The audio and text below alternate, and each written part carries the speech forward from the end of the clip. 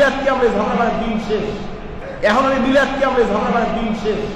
মুসলমানদের উপরে যেভাবে বিদেশি আগ্রাসন, বিদেশিরা যেভাবে মুসলমানদের উপরে লাল চক্ষু দিয়ে তাকিয়ে আছে, এখন এই ছোটখাটো বিষয় নিয়ে ঝগড়া করা দরকার নেই। যার যাকে নিয়ে এসে থাকেন, যার যারা বসে করেন, তবে দিনের স্বার্থে, ইসলামের স্বার্থে যখন প্রয়োজন হয় ইস্যুভিত্তিক ঐক্য আমরা গঠন করবো ইনশাআল্লাহ। কবুল করুন, বলেন আল্লাহুম্মা আমিন। যাই হোক, ঝগড়া করবেন না। যারা করে তাদেরকেও গালি দিবেন না, যারা করে না তাদেরও গালি দেবেন না। আমার অনুরোধ, যে করে তাকে ঝগড়া করবেন না, যে করে না তাকেও গালি দেবেন না। সে তার মতে আছে, আমি আমার মতে আছে, তার সাথে জায়েজ সামান্য একটা মুস্তাহাব জিনিস নিয়ে ঝগড়া করে ফেরকাবাজি কেউ করবেন না। তো মিলাদ কেন পড়ছে, চাকরিও নষ্ট করে যাবে। কার লাগে দুশ্মনী বলেন তো? কার সাথে? হ্যাঁ মিয়া সাহেব, কার সাথে দুশ্মনী বলো? কার সাথে দুশ্মনী? রাসূলুল্লাহকে সালাম দিয়েছে, এগুলো চাকরি নট হয়ে যাবে? চাকরি নট হয়ে যাবে? চাকরি নট হবে না, তোমার কপালটা পড়বে, তোমার কপালটা পড়বে। হাজরিন, খুঁজে দেখো, খুঁজে দেখো, তোমার জন্মে পরে তোমার বাপে মিলাদ করে দোয়া করাইছে। এটার পরিবেশ মিলাদ মাহফিল অনুষ্ঠান, নবীজির জীবন বৃত্তান্ত আলোচনা, এখানে তেলাওয়াত হয়, এখানে দান খয়রাত হয়, দরুদ শরীফ হয়, তওবা ইস্তেগফার হয়, নবীকে সালাম দেওয়া হয়, দোয়া করা হয়। যেখানে নবীর উপর দরুদ দেয় সেই মধ্যে দোয়া কবুল হয়। খেয়াল রাখবেন। যাই হোক, এগুলি গোলামি করবেন না। আমরা বেদাতি পন্থায় মিলাদ করি না। কি বেদাতি পন্থা করি না কেন? আমরা বলেছি না যে এখানে চেয়ার দাও, নবী এসে চেয়ারে বসবে, এখানে পানি রাখো, পানি খাবে, আগরবাতি রাখো, শুনবে, এই উদ্দেশ্যে মিলাদ করি নাকি আমরা? কোনোদিনও না। আমরা একমাত্র আল্লাহ সন্তুষ্ট, নবীকে ভালোবেসে মহব্বতে আনন্দে দাঁড়াইয়ে জ্ঞান করি। এই সেদিন আপনারা তো বাংলাদেশে ঝগড়া করেন, আলতারিয়া রাষ্ট্রদূত আছে আমাদের দেখা করতে, সে এসে তাকে আমি পাশে বসাইয়া আমি মিলাদ শরীফ পড়াচ্ছি। এ লোকটা এত খুশি, কয় যে আমিও মাঝহাবি, তোমরাও মাঝহাবি, আমিও সুন্নি, তুমিও সুন্নি, আমার কইতে আছে। বুঝলেন তো? সারা পৃথিবীতে নবীর সাথে মিলাদ চলে, আর বাংলাদেশে ধরি আমরা চাকরি করতে। এজন্য এলাকার মুসল্লিয়ানে কেরাম যে যেখানে আছেন, এরকম বৈষম্য যদি কারো উপর করা হয়, আপনারা এর তীব্র প্রতিবাদ করবেন। কে কে দেখতে চাই?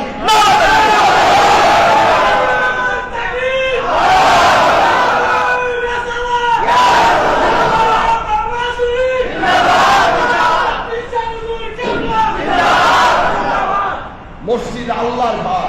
কার ঘর? বলো, কার ঘর? আল্লাহর ঘর। সকলের অধিকার।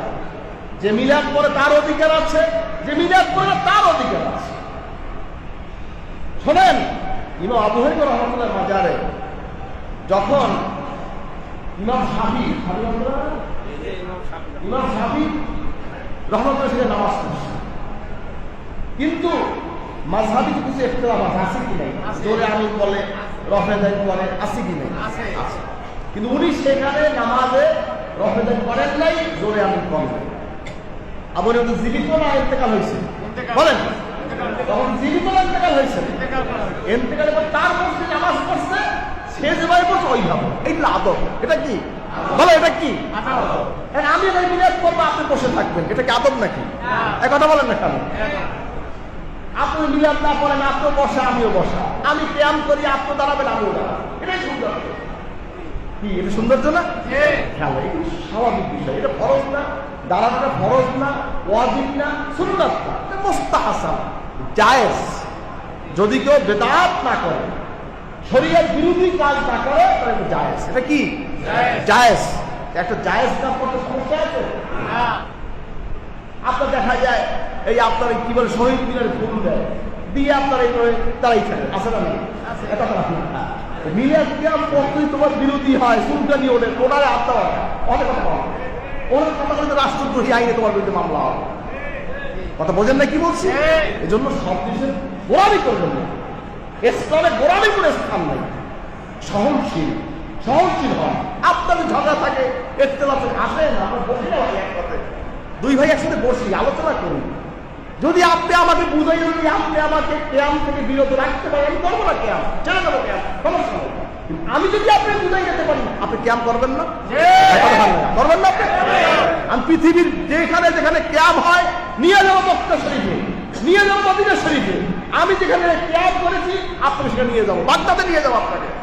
চলেন কে আমার সঙ্গে চলে থেকে আসেন। এজন্য আপনি এগুলো ঝগড়া করবেন না, আপনি করেন না, আপনার ব্যক্তিগত ব্যাপার। এখন আমি মিলাদকে আমরা ঝগড়া করার দিন শেষ। মুসলমানদের উপরে যেভাবে বিদেশি আকর্ষণ, বিদেশিরা যেভাবে মুসলমানদের উপরে লাল চক্ষু দিয়ে তাকিয়ে আছে, এখন এই ছোটখাটো বিষয় নিয়ে ঝগড়া করার দরকার নেই।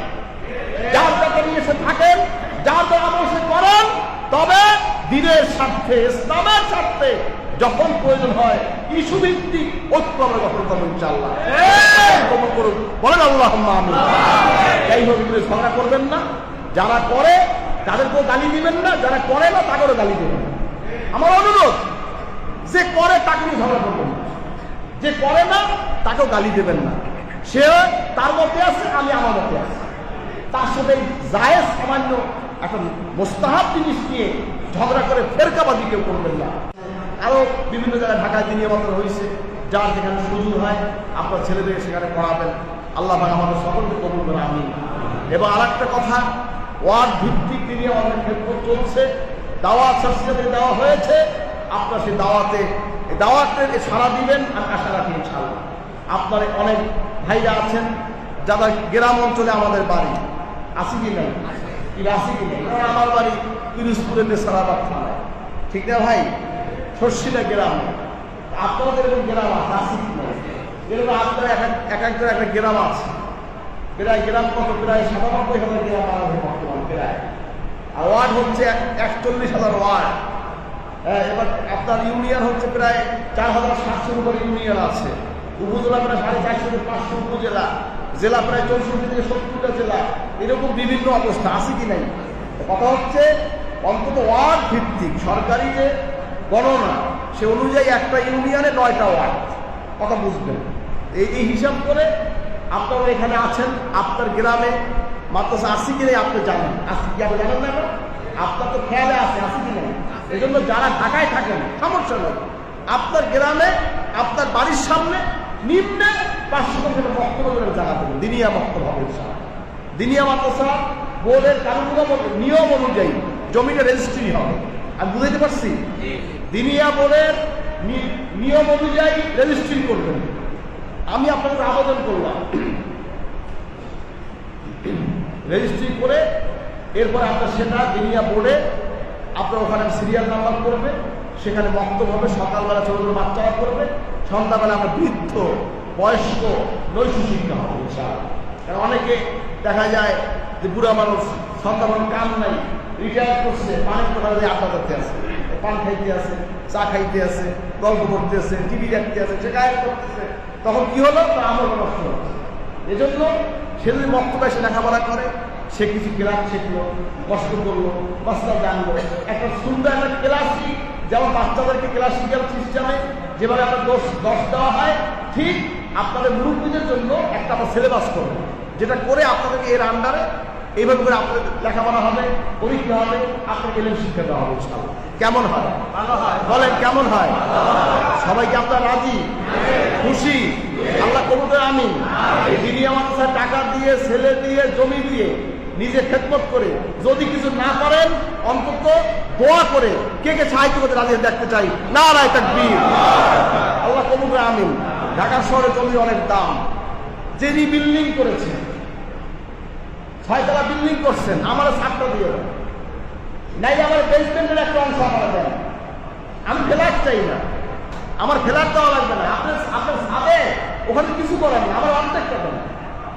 ওই অর্ধেকটা আমার তাদেরকে বক্তব্য নেই। কথা বুঝতে পারছি আমি?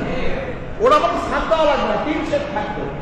আপনি আমার শুধু দলিল দেবেন যে এটা আমি বক্তব্য আমি দান করবো না, ব্যাস। ওরা বক্তব্য করবে, আপনি ওখানে থাকতে আমরা বক্তব্য চালাইবেন।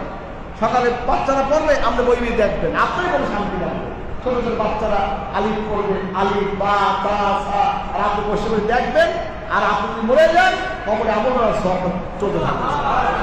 বলেন না সুবহানাল্লাহ। এই জন্য যার যেমন তৌফিক আছে একটু দিনিয়া খেদমত করেন। দিনিয়ায় দুনিয়াদার বানায় না, প্রকৃতপক্ষে দিন শিক্ষা দেয়। এটা খেয়াল রাখবেন। আল্লাহ আমাদের সকলকে তৌফিক দিন।